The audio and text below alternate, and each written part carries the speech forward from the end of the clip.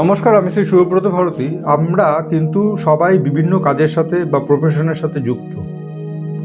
কেউ ডাক্তার, কেউ ইঞ্জিনিয়ার, কেউ ব্যবসা করেন, কেউ অ্যাস্ট্রোলজার, কেউ হয়তো সফটওয়্যার ইঞ্জিনিয়ার।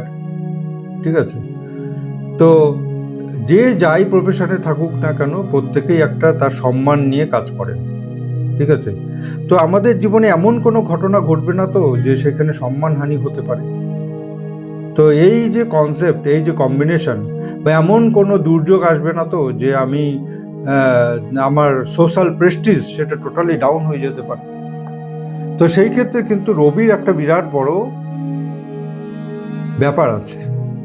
তো যদি কোনো কারণবশত রবির সাথে শনি যুক্ত হয়ে অষ্টম ভাব বা দ্বাদশ স্থানের সাথে যুক্ত হয়ে বসে থাকে, কিংবা সম্মানটা যেহেতু আমার নিজের যাবে, অর্থাৎ লগ্ন ভাবের সাথে যদি কোনো কারণবশত অষ্টম ভাব বা দ্বাদশ ভাব বা শনির সাথে যুক্ত হয়ে রবিটা অ্যাপ্লিকেশনের মধ্যে চলে গেল, তখন কিন্তু সত্যিই কিন্তু সম্মানহানি হতে পারে। এর সাথে রাহুরও একটা কানেকশন থাকে। ঠিক আছে, অর্থাৎ আমি দোষী না, কিন্তু তারপরেও আমার সম্মানহানিটা হলো।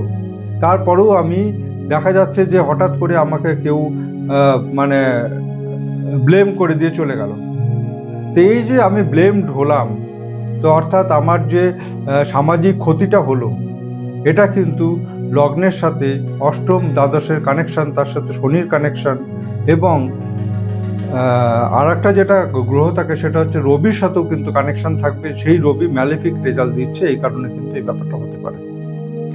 সবসময় যে শত্রুতার কারণবশতই আমি অ্যাটাক হব তা কিন্তু না।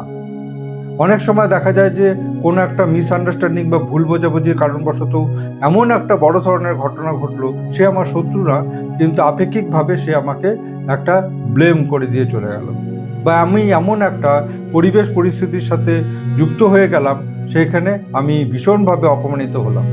এই অপমান ব্যাপারটা যেটা হচ্ছে আমার ক্ষতি সাধন হলো, সেটা কিন্তু লগ্নের সাথে অষ্টম দ্বাদশের কানেকশন, তার সাথে শনির কানেকশন, কিন্তু রবিকে কিন্তু ভীষণভাবে অ্যাপ্লিকেশনের মধ্যে থাকতে হবে। তাহলেই কিন্তু এই সোশ্যাল প্রেস্টিজ হ্যাম্পার হওয়ার চান্স আছে। নমস্কার।